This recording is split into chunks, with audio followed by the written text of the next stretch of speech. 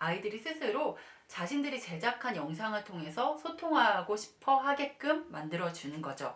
내가 어떤 디지털 장비가 제공하는 영상이나 어떤 콘텐츠에 무분별하게 노출되는 것이 아니라 그런 미디어에 노출됐을 때도 내가 그것을 선별해서 이거는 가짜 뉴스야. 이거는 이렇게 제작이 되었기 때문에 내가 여기에 아니면 사람들이 여기에 이런 방법으로 속을 수 있어. 이런 위험에 노출돼 있어. 라고 아이들이 스스로 생각하면서 미디어를 접하게 하는 거죠. 게임을 너무 많이 하다 보면 내가 어떻게 될 수 있고, 내가 게임을 좋아하는 내가 게임에 끌려다니는 것이 아니라 어떻게 게임을 통제할지 스스로 생각하고, 내가 이 스마트폰을 가지고 어떻게 내가 더 유익하고 더 즐거울 수 있을지 아이들이 스스로 생각하게끔 도와주는 교육이 바로 미디어 리터러시 교육이고, 디지털 네이티브 세대, 디지털 원주민들에게 꼭 필요한 교육이 되겠습니다. 그리고 그 아이에게 맞는 접근이 필요해요. 물론 어른들도 마찬가지지만 아이들은 저마다 개성이 있습니다. 그래서 그 개성이 있는 디지털 네이티브 세대 아이들에게 그 아이에게 맞는 접근을 해야 된다는 거죠. 같은 형제라도, 심지어 쌍둥이 형제, 쌍둥이 자매라도 각각 다른 개성이 있고 좋아하는 취향도 다르기 때문에 아이들이 원하는 콘텐츠도 다 달라요. 같은 여자아이들이라도 어떤 아이들은 뷰티 콘텐츠를 만들고 싶어하고, 어떤 아이들은 게임 콘텐츠를 만들고 싶어하고, 어떤 아이들은 역사 교육에 대한 아니면 영어에 대한 이런 유튜브를 만들고 싶어 한다는 거죠. 유튜브에만 국한되는 건 아니고요. 아이들이 만들고 싶어하는 콘텐츠를 마음껏 제작해 볼 수 있는 장을 어른들이 펼쳐주는 것이 필요합니다. 그때 그 아이에게 맞는 접근이 필요하다고 말씀드렸고요. 이주민이 원주민에게 적응하고 원주민을 이해하면서 교육해야 합니다. 이주민이 원주민에게 적응해야 된다 그랬어요. 근데 이주민이 누구예요?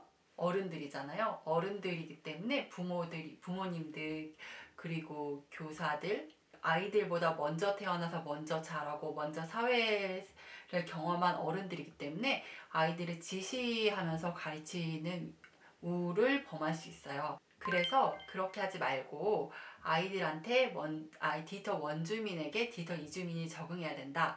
그래서 아이들한테 물어보는 거예요. 내가 스마트폰을 이렇게 해봤는데 스마트폰 뱅킹을 어떻게 하는 거야? 엄마가 이거 스마트폰 뱅킹 하다 보니까 이 부분에 대해서 뭔가 이런 메시지가 왔는데 이게 궁금해. 너가 좀 보고 이야기해줘. 라고 할 수 있겠죠. 아이들한테 엄마가 이런 아이들이 어떤 거에 대해 질문했을 때, 엄마 가짜뉴스가 뭐야? 라고 질문했을 때 가짜뉴스가 뭔지 한번 같이 검색해볼까? 같이 찾아볼까? 라고 하면서 같이 인터넷 검색도 해볼 수 있고요. 아이들하고 어떤 사회적인 문제에 대해서, 신종 코로나에 대해서 같이 또 검색해보고 그거에 대해서 같이 생각해보고 같이 영상을 제작해볼 수도 있겠죠. 우리 아이는 아직 유튜브 제작자를 제작하지 못하게 할 거예요. 우리 아이의 신상이 노출되지 않게 할 거예요 라는 부모님들도 꼭 그 유튜브라는 매체를 통해서 올리지 않아도 됩니다. 아이들과 함께 같이 영상을 제작해보고 영상을 기획하고 촬영하고 편집하는 과정을 통해서 어떻게 처음에 기획이 어떻게 변화되는지 함께 같이 관찰해보고, 그리고 그것을 집에 있는 스마트 TV로 함께 같이 시청하는 거예요. 유튜브에 올리지 않아도요. 그러는 과정 속에서 아이들이 영상에 대해서 보는 눈이 생기고 컨텐츠를 능동적이고 즐겁게 제작할 수 있는 능력을 자연스럽게 익히게 되겠죠. 미디어 리터러시 교육, 미디어 교육, 스마트폰 영상 교육 등이 국어, 영어, 수학보다 더 중요한 교육입니다. 왜냐하면 좀 전에도 말씀드렸죠. 디지털 기기는 24시간, 특히 스마트폰은 24시간 우리 옆에 같이 붙어서 지내는 존재가 되었어요. 그래서 이 스마트폰을 어떻게 선용하느냐, 어떻게 잘 활용하느냐가 아주 중요한 능력이 되었어요. 물론 이렇게 부모님들에 따라서는 아이들이 항상 스마트폰을 들고 있지 않도록 스마트폰을 집에서 사용하지 못하게 한다든지, 일정 시간 동안 1시간이면 1시간, 30분이면 30분만 사용하게 한다든지, 필요할 때만 아이들한테 스마트폰을 건네준다든지, 이런 여러 가지 교육 방침을 가지고 계실 거예요. 그런데 아이들한테 무조건 못하게 하는 것은 오히려 역효과를 불러일으킵니다. 아이들은 부모님들과는 하지 않아도 학교에 가면 또 많은 친구들을 만나죠. 그리고 그 친구들 간에 같이 스마트폰을 통해서 여러 가지 영상과 여러 가지 컨텐츠를 만나고 여러 가지 활동들을 합니다. 그럴 때 부모님이 모르는 다른 활동, 다른 경험들을 아이들이 하게 된다는 거예요. 그래서 오히려 부모님한테 아이들이 즐겁게 내가 오늘 친구랑 스마트폰으로 이걸 해봤어. 엄마 나 이렇게 해봤어. 라고 보여줄 수 있게. 그래서 그 아이들이 스마트폰을 가지고 제작한 무언가를 가지고 또 엄마랑 같이 소통하고 이럴 수 있는 자연스러운 분위기가 형성되어야 합니다. 학교도 마찬가지예요. 스마트보드가 보급되고 아이패드라든지 여러 가지 카메라라든지 이러한 디지털 장비들이 각 교실에 각 학교에 보급되고 있는데요. 이렇게 그냥 디지털 장비가 보급되고 이걸 교육 장비로 활용하세요 라고 교사들을 독려하는 것에 그치는 것이 아니라 아이들이 능동적으로 생각하는 아이들이 될 수 있도록, 그리고 능동적으로 여러 가지 장비들을 접하면서 배워갈 수 있는 아이들이 될 수 있도록 교육해야 하겠습니다. 그래서 국어, 영어, 수학을 공부할 때도, 사회를 공부할 때도, 과학을 공부할 때도 스마트 장비를 활용하면서 함께 더 즐거운 활동들을 해가고, 그것을 교사만 혼자서 만들어가는 것이 아니라 아이들이 한번 만들어 보게 하는 거예요. 아이들이 교과목에 대한 활동 영상을 아이들의 창의성으로 만들어 보게 하는 거죠. 그럴 때 어떠한 한계가 있을 거예요. 자원의 한계가 있겠죠. 재정의 한계가 있고, 공간의 한계가 있고, 그리고 아이들의 능력의 한계가 있겠죠. 근데 이런 한계에 부딪히면서 아이들은 그 한계를 극복하기도 하고, 한계에 순응하기도 하고 하면서 또한 여러 가지들을 배우게 됩니다. 그리고 특히 협동학습을 하는데 아주 유용한 교육이 스마트 교육입니다.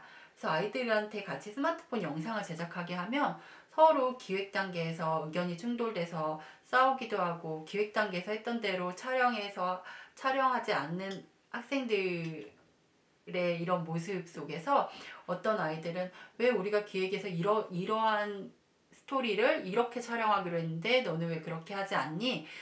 그런 것들에 대해서 서로 조율해 가면서 협동심을 키우며 함께 작품들을 만들어 갈 수 있게 된다는 것입니다. 마크 프렌스크의 말을 되새기면서 이번 영상 마치도록 하겠습니다.